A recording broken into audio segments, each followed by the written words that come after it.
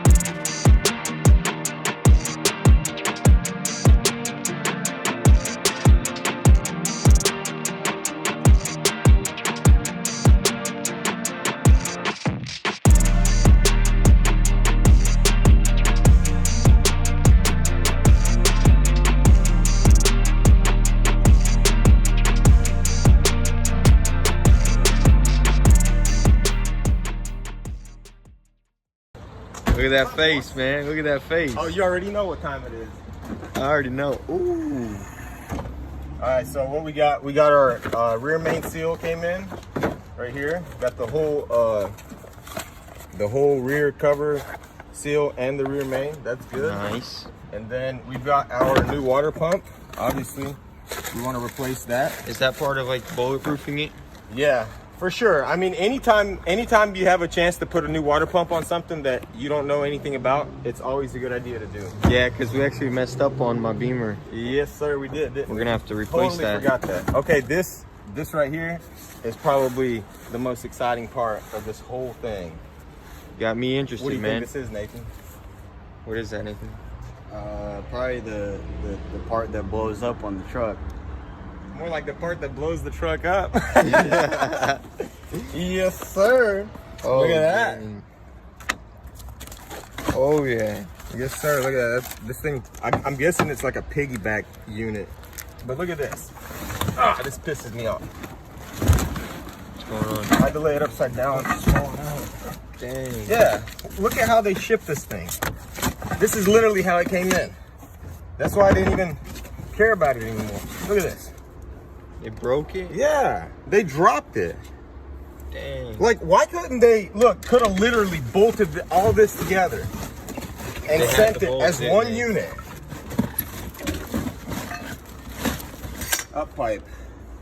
Nice. Yeah, so this right here is, Oh, and it won't have that little EGR thing on it. That's perfect. yeah, this actually gives it a lot more free flow. This coupled with our headers and our 4-inch turbo back exhaust should give this thing plenty of airflow. Bro, this thing's gonna scream. And that's the thing about these 6.0s, you really never run out of power.